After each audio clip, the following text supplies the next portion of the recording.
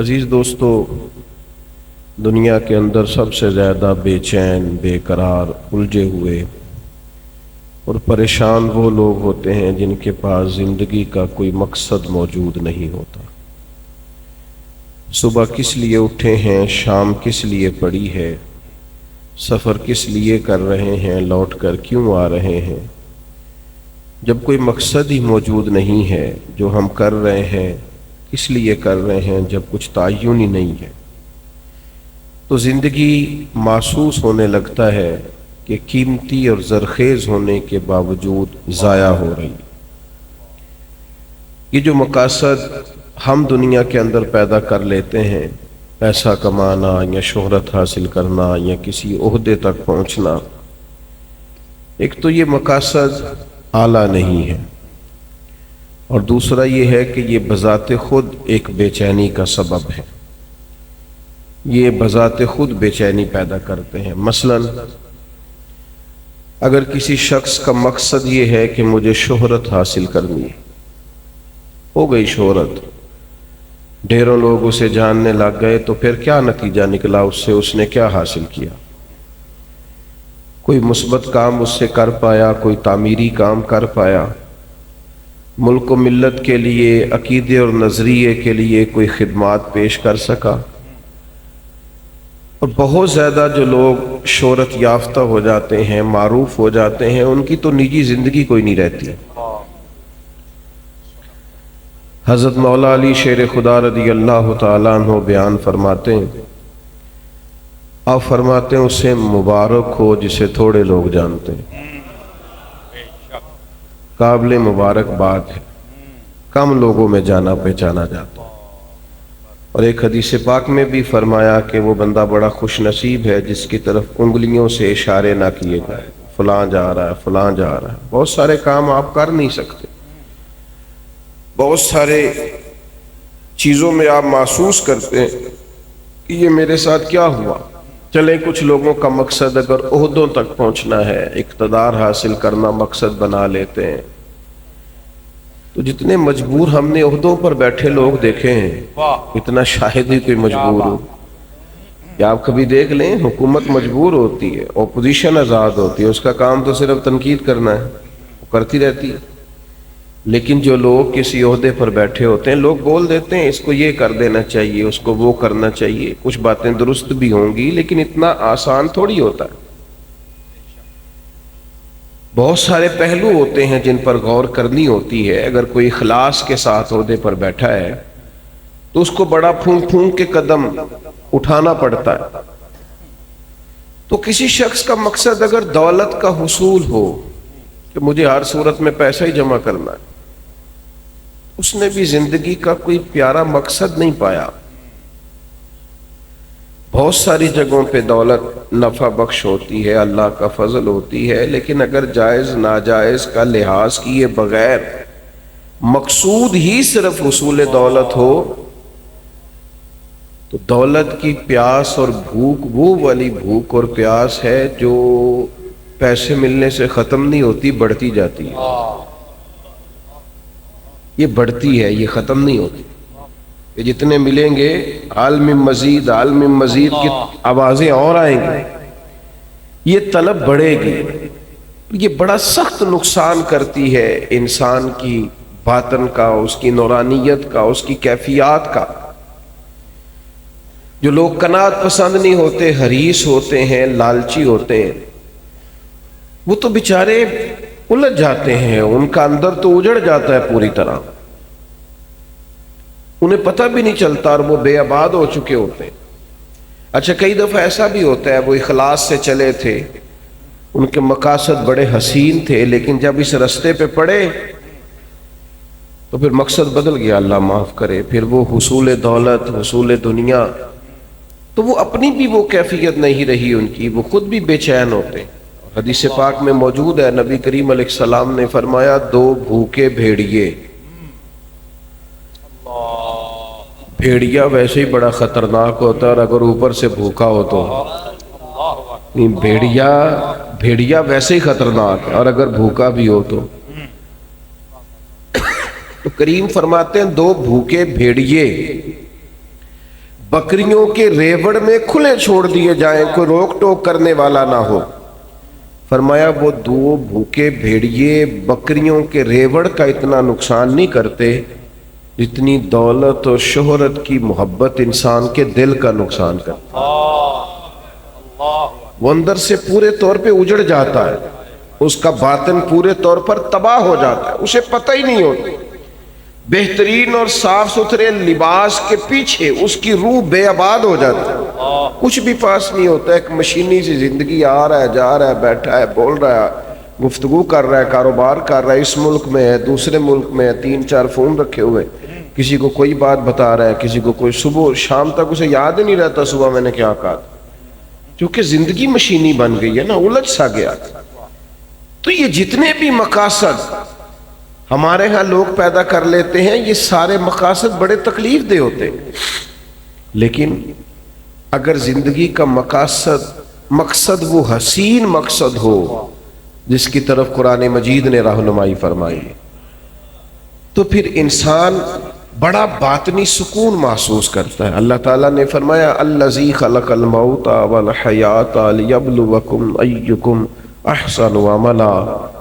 फरमाया वो ज़ात जिसने मौत और हयात को पैदा किया है ताकि पता चले तुम में अच्छे अमल कौन करता है, बेहतरीन किरदार कौन पेश करता है। एक बात याद रखिएगा, हर आदमी बासलाहियत होता है, हर आदमी में अल्लाह ने कोई ना कोई खूबी रखी हुई होती है। एक तो हम अपनी खूबी का पता ही नहीं करते। देखें, मस्जिद के बाहर लिखा होता है मेरे जैसे मौलाना साहब का नाम फलां ने मस्जिद बनाई, हालांकि जो पूरी बिल्डिंग की तामीर के लिए चुपके से पैसे दे गया था, ये भी उसने कहा था कि मेरा जिक्र ना करना किसी के सामने। और मियाँ वो भी बड़ा बानी है इस इदारे का, उसका भी खासा हिस्सा है यहाँ। तो अगर किसी शख्स को ये सलाहियत मिली है कि वो खर्च कर सकता है, और किसी को ये सलाहियत मिली है कि वो आपको बेहतरीन राय दे सकता है, अच्छा मशवरा देता है, उसके पास ये सलाहियत है कि वो बारीक बीनी से सोच सकता है किसी शोबे में, और आपके साथ वो इस तरह की मुआमलत करता है, तो ये बहुत बड़ी सलाहियत है। लोगों में सलाहियत होती है, लेकिन हम क्या करते हैं, पहले तो सलाहियत को तलाश ही नहीं करते, सारी जिंदगी कहते रहते हैं असी तो माड़े बंदे हैं, कारी कुछ नहीं सकता, मैं तो गरीब आदमी हूँ, कारी कुछ नहीं सकता। वो सादी शराजी रहमतुल्लाह अलैह की खिदमत में भी एक शख्स ने अपने दोस्तों का शिकवा किया था। उसने कहा था बड़े ही निकम्मे, मेरे दोस्त बड़े ही नकारा है, किसी काम के नहीं, किसी काम नहीं आते, बिल्कुल ही बेकार है। तो हजरत सादी बार बार समझाने लगे, फरमाया यूं नहीं कहते, कोई तो खूबी होगी। उसने कहा हुजूर कोई भी नहीं। फरमाया फिर भी ताल्लुक ना तोड़ना, अगर बुरे बदअकीदा नहीं तो ताल्लुक ना तोड़ना। सिर्फ कोई खूबी ना होने की वजह से ताल्लुक तोड़ रहे, हुजूर कोई खैर कोई खूबी नहीं। तो सादी फरमाने लगे सुनो, फिर भी ताल्लुक रखना, पानी जितना मर्जी मैला कुचैला भी हो, आग बुझाने के काम फिर भी आ जाया करता है। बड़ा मैला कुचैला है, गदला है, बेकार है, लेकिन आग बुझाई जा सकती है उससे। तो खूबियां होती हैं इंसानों में। पहली बात तो ये है कि हम ये जो शेख होते हैं ना, बुजुर्ग होते हैं, मुरब्बी होते हैं, हमारे मशाइख, ये बुनियादी तौर पर करते क्या थे, ये सामने वाले को आईना ही तो दिखाते थे, बताते ही तो थे कि तेरे अंदर खूबियां हैं, और वो खूबियां दिखा के उससे कोई ना कोई काम ले लेते थे। बड़े बड़े निकम्मे लोगों से काम ले लेते थे, उनको काम पे लगा देते, उनको तसल्ली देना, समझाना, उनको बार बार कायल करना। आजकल लोग मायूस करते हैं। हमारे पाकिस्तान के एक बड़े मारूफ कालम नवीस हैं, उन्होंने एक दफा कालम लिखा, वो तबसरा तो इस पर कर रहे थे कि मुल्क में चंद सियासी जमातों का राज है, किसी और को सामने नहीं आने देते। तो उन्होंने एक मिसाल लिखी, कहने लगे गांव का चौधरी इंतकाल कर गया, तो पोता अपनी दादी से कहने लगा अब चौधरी कौन बनेगा। तो उसने कहा जो चौधरी फौत हुआ है उसका बेटा। उन्होंने कहा अगर वो भी फौत हो गया तो कहा उसका बेटा, वो भी फौत हो गया तो वो, उन्होंने मिसाल दी। तो आखिर में वो दादी कहने लगी पुत्र सारा पिंड भी मर जाए तू नहीं चौधरी बन लगा। تو یہ چودھریوں نہیں بننا ہے، تو فکر نہ کر۔ تو انہوں نے مثال دی کہ کچھ بھی ہو جائے، یہ چند سیاسی لوگوں نے آنا ہے۔ تو میرا کچھ رابطہ رہتا تھا، میں نے انہیں فون کیا، میں نے کہا آپ قوم کو مایوس کر رہے ہیں، یہ فکر پیدا کر رہے ہیں آپ ہماری نوجوان نسل میں کہ تم آگے آ ہی نہیں سکتے۔ میں نے کہا تو میرے ساتھ آ، میں تجھے بتاتا ہوں غریبوں کے بچے چودھری بنے ہوئے ہیں، میں تمہیں بنے ہوئے دکھاتا ہوں، ہماری نظروں میں آئے۔ یہ اپنی قوم کی تربیت کر رہے ہو کہ تم کچھ بھی نہیں کر سکتے؟ تم ان کی تربیت کرو کہ اٹھ باندھ کمر کیوں ڈرتا ہے، پھر دیکھ خدا کیا کرتا ہے۔ ہمت دلاؤ، جد و جہد کا جذبہ پیدا کرو، ان کے اندر شوق پیدا کرو، یہ محنت کریں، آگے بڑھیں، مدد کرنے والا اللہ ہے۔ علاقے میں جو چودھری کہلاتے تھے ان کا بچہ پڑھا نہیں ہے، وہ اسی کمپنی کے دروازے پر گن مین ہے، اور اسی علاقے کا جو غریب کہلاتا تھا اس کا بچہ پڑھ کے اسی کمپنی کے اندر مینیجر لگا ہوا ہے۔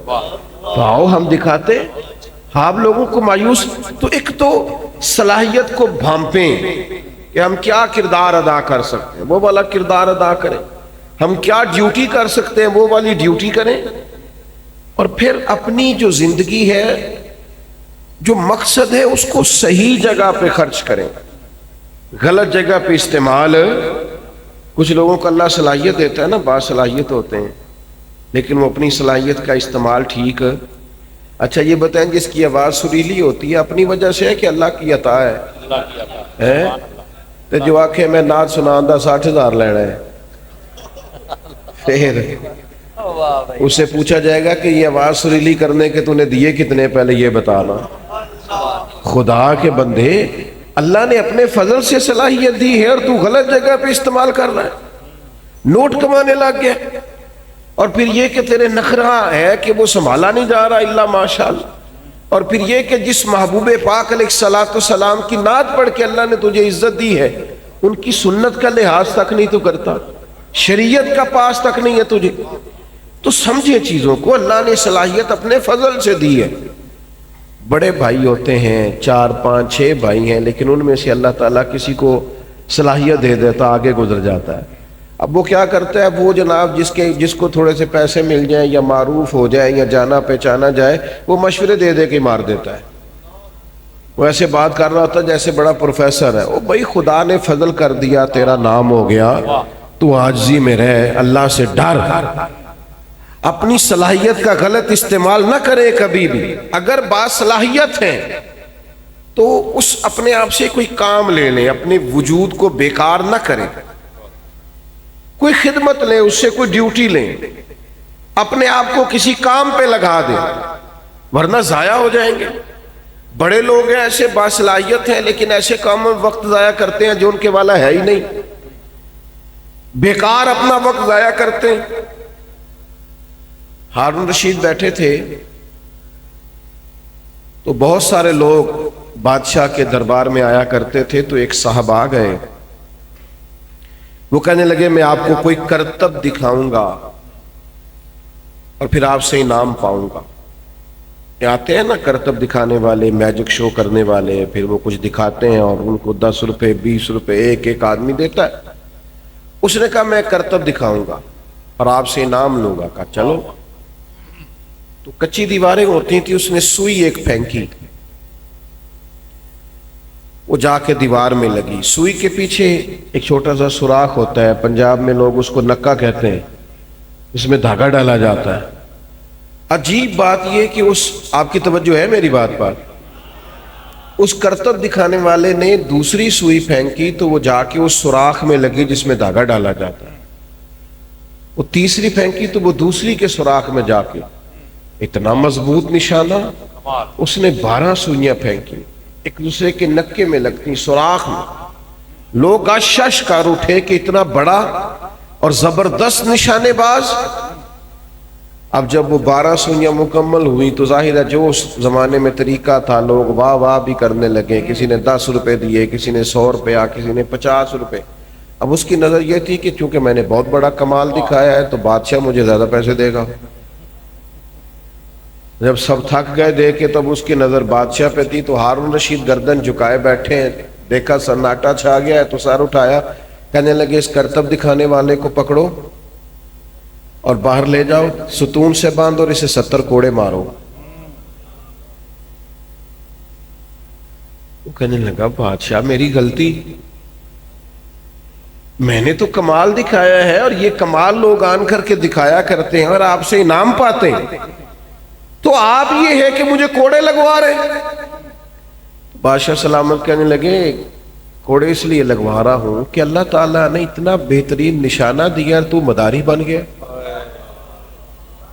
تیری سزا بنتی ہے۔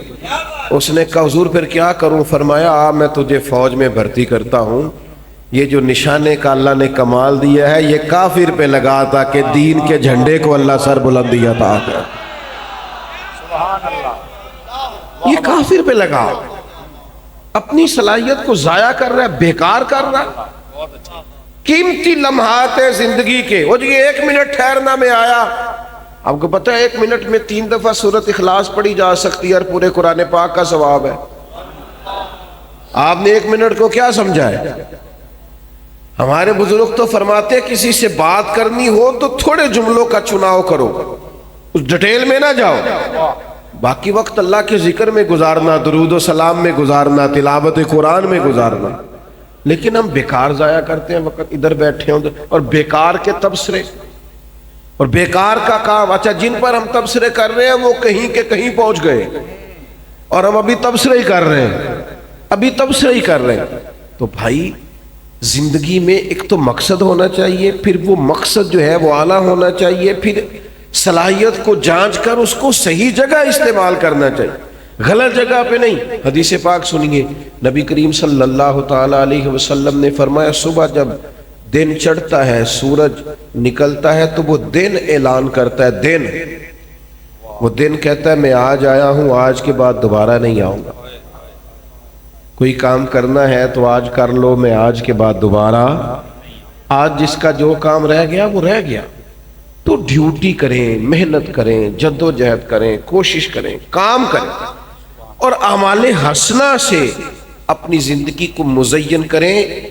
کبھی بھی کپڑوں سے انسان نہیں سجتا، وہ اعلیٰ اخلاق سے سجا کرتا ہے، زبان کی مٹھاس سے نکھر جاتا ہے، وہ خیر خواہ طبیعت کا ہو، اس کے مزاج میں بھلائی ہو تو اس سے برکات کا نزول ہوتا ہے، اس کی طبیعت کے اندر شائستگی ہو تو اس کے ارد گرد والے سکون میں رہا کرتے ہیں۔ ہم مزین نہیں کر پاتے اپنے آپ کو، ساری زندگی طے کرنے میں گزر جاتی ہے کہ بھلا میں نے کرنا کیا ہے، مقاصد کا تعین ہو، اور پھر بڑی جلدی متاثر نہ ہو جایا کریں کہ فلاں کی بات سنی تھی تو وہ یہ کہہ رہا تھا، اور میرے بھائی اس کے بعد بھی کوئی بات کرے گا پھر اس کی بھی آپ سنیں گے۔ یہاں تو جدید سے روز ترقی نہیں ہو رہی، ترقی ہو رہی کہ نہیں ہو رہی؟ روز نئی سے نئی ایجادات آ رہی ہیں، تو آپ کس کس سے متاثر ہوں گے؟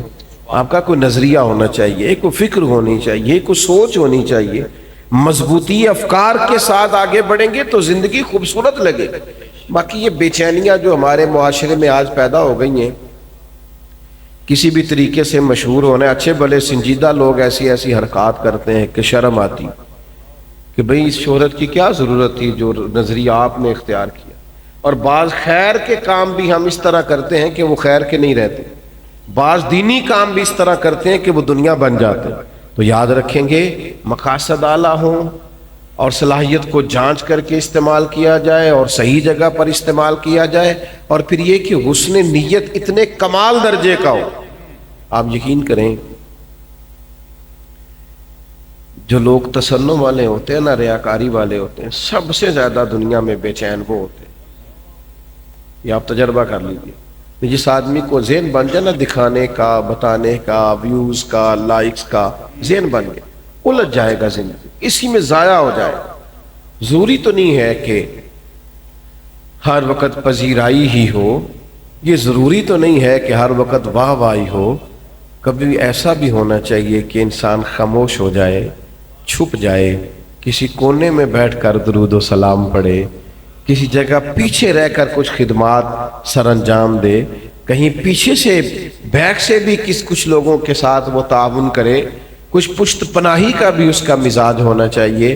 اپنی زندگی میں ہر چیز دکھانے کی دور ایسا عجیب آیا ہے کہ جب تک آپ ہر چیز دکھاتے نہیں سنا۔ وہ میں ختم شریف کی محفل میں حاضر تھا وہ کل شریف دوسرے یا تیسرے دن ہوتے ہیں ہمارے ہاں، انہوں نے مجھے لسٹ جو دی سال ثواب کی تو 50,000 قرآن پاک، کتنے کروڑ درود و سلام.